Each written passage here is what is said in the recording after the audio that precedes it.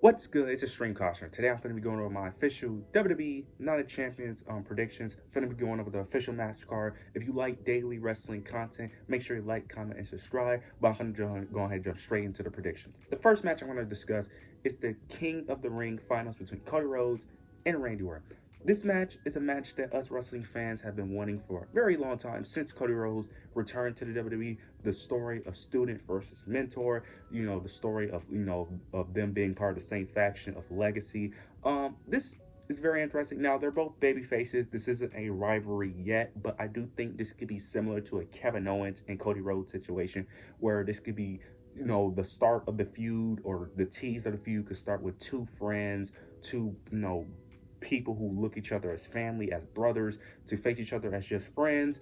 One of them, of course, lose. Then eventually that jealousy eventually becomes more and more and more as time progresses, and then this eventually turns into a blood feud. I think they could easily go into that route. So I do think this is going to start the beginning of the Cody Rhodes and Randy Orton feud. Now, who wins this match? I have been saying this since the King of the Ring has been announced, and since Cody Rhodes was first announced in this tournament. He's winning this match. It's not even up for debate. I think it's very obvious. They're not running Randy Orton and John Cena again they're just not doing it. It's Cody Rhodes. He's beating John Cena at SummerSlam, which was my prediction since John Cena won at WrestleMania. Now, like I said, it's mainly the story between Randy and Cody. Are they going to do some teases here and there? Or are they just going to have a strict, just babyface match where, similar to what they did on Raw with Jey Uso and Cody Rhodes, are they just going to have no teases, just them just having a match, and then they're probably just going to have a regular match, maybe show a tease of Randy Orton doing something, but maybe, or maybe not, but most likely towards the end of the match, Cody Rhodes picked the victory, and then they're probably just going to hug it out, shake hands, sign of respect, and then move on from there. And then towards months after, they start showing more and more signs of either Cody or Randy turning heel. Most likely Randy. I highly doubt they're going to turn Cody heel out of this situation, but very interested to see how this plays out. Cody Rhodes, I have Cody Rhodes picking the victory, facing John Cena, eventually dethroning John Cena to save professional wrestling. But we'll see how this plays out. But I have Cody Rhodes picking the victory, becoming your new King of the Ring. Now we got to the women, Queen of the Ring. We got Jade Cargill versus Asuka. This is a very interesting dynamic. Now this is a situation where I think it's obvious, but I don't think it's as obvious as Cody Rhodes versus Randy, because I could see a world where they actually do Asuka, only because Io Sky has no challenger. She has nobody to face on Raw. Nobody. Now, I'm not interested in the Asuka and Io Sky feud. Now, I don't think it will be a feud. I think it would just be like a babyface dynamic. But I'm also not interested in that build, because where's the build coming from? Like, I get they was part of the same faction and all that, but who's talking? Like, no offense, but where's the bill gonna come from? Like, I'm not even trying to be like funny or insult them, but and I like Asuka, I like Io, but like seriously, where is that bill gonna come from? Like, what's the story gonna be? Because I don't understand how that's going to work. But I can see WWE actually doing that. But I think they're going to go with Jade Cargill. I think they want to establish Jade Cargill as this dominant force. They've been pushing her to the moon. I think it's the time to actually start showing Jade Cargill the star that we all thought she was going to be immediately when she was put in the WWE. I think this is the time. This is the moment. I think they're going to have her go to Queen of the Ring. I mean, not Queen of the Ring. I think they're going to have her win this match, become Queen of the Ring, face Tiffany Stratton, and then tell the story with her and Naomi, which I think Naomi's going to cash in on her. So I think that's the story to tell. It's simple, it's the safe option, but it's the best possible option.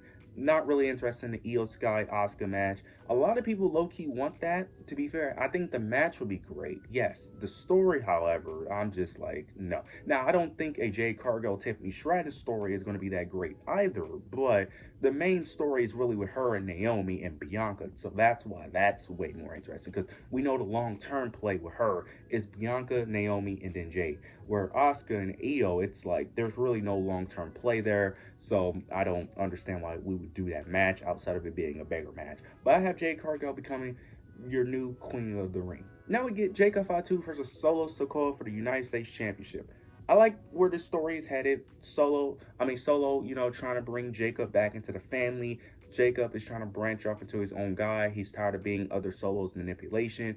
He thinks Solo has been using him, where Solo thinks Solo is, of course, saying it's the opposite, that he just want to help Jacob, he's family, and that we need to just bring the family together. I like the story that they've been telling here. Now, for the longest, I have been saying that in order for this story to work, you got to have Solo beat Jacob. You have to.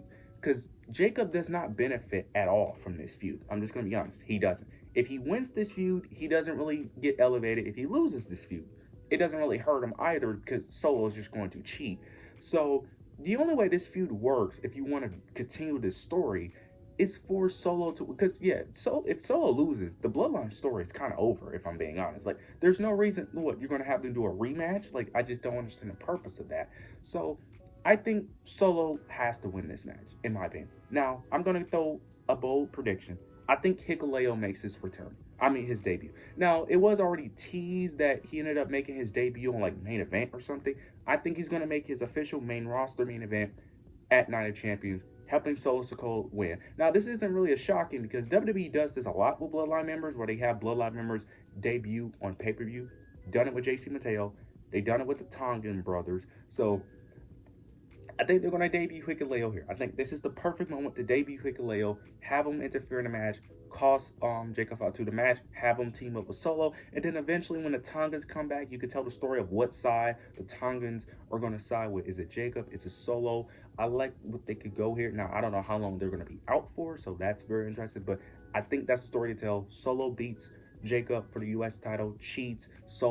Jacob Fatu is chasing after Solo, making him that sympathetic babyface. I think that's the story to tell. I think Solo needs to win this match, so I have Solo Sikoa dethroning Jacob Fatu, becoming your new United States champion. Now we get one of the matches that ended up getting replaced with the Dominic Mysterio match. We end up getting Sami Zayn versus Karrion Kross. This is very interesting. The fact that Karrion Kross is actually having a match is very surprising, especially with how over he is. Every time he pops up on TV, the fans go crazy.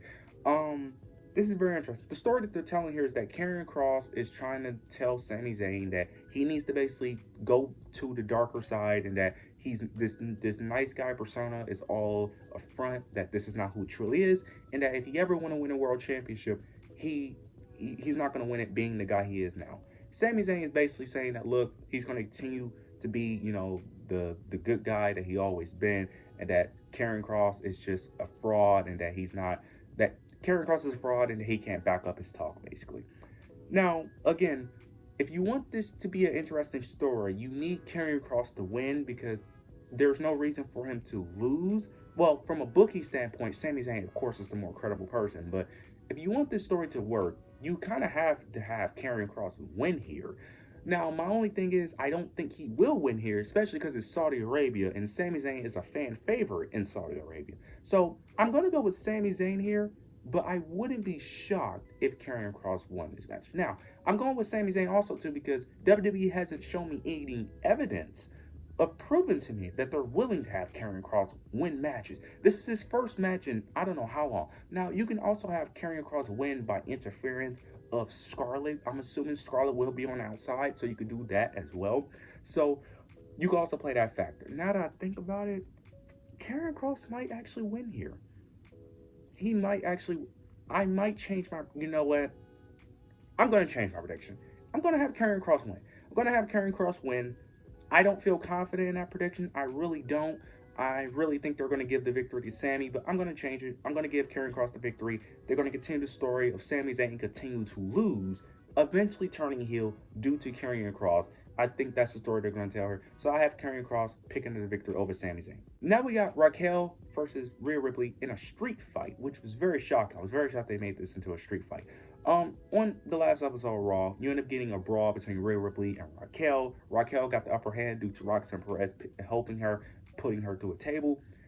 Again, this is very interesting. I think this is another situation where the heel has to win this match, which is very weird because a lot of these matches, I'm choosing the heel to win, and the heel kind of has to win, but I don't think WWE is going to go that route, but they could.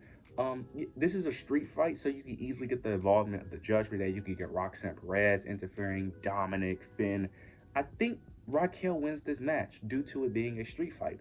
I think Roxanne will interfere. I think Dominic potentially can interfere in this match as well. So I'm going with Raquel. Now, I'm not confident in this match because it's Rhea Ripley. Like, you can't really bet against Rhea Ripley. You really can't. And plus, due to her history with the Judgment Day, we all know her history with the Judgment Day, where her dominating everyone. So I do fear for that. Now, this feud has a lot of potential. It does. Now, I don't know what the long-term play here, because if Raquel is going to have Roxanne, you kind of need Roxanne to be the equalizer to Rhea Ripley in order for Rhea Ripley not to be over dominant, which allows her to eventually have someone probably team up with her to go after Roxanne and Raquel. Hopefully this does not turn into a 1v3 situation where she just takes out everybody and is able to solo the job. Hopefully we don't do that again. So I'm going with Raquel, but I'm not confident in this pick. But I think Raquel needs the victory here to really elevate her, but also to push the story of Roxanne Perez.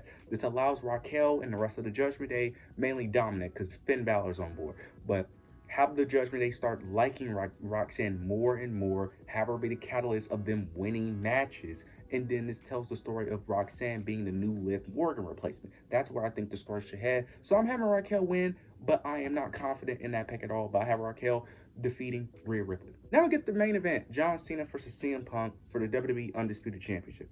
I love what they've been doing here. Really love the build of this feud. I know a lot of people wanted this match to happen at Money in the Bank, but I just don't think that we had enough time to do this match at Money in the Bank. Now, it would have been perfect to do it at Money in the Bank. It was a perfect opportunity to do it at Money in the Bank, but I'm not mad at it. As long as we're getting this match, I'm happy.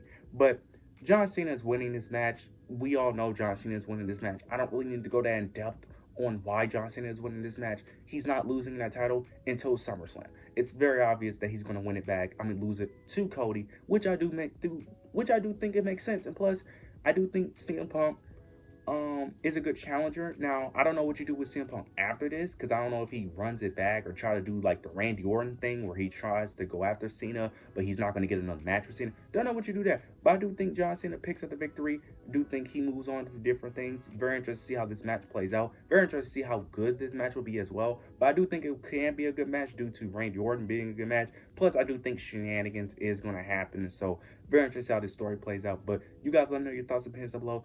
Leave your predictions down below. Make sure to like, comment, subscribe. But yeah, that's it.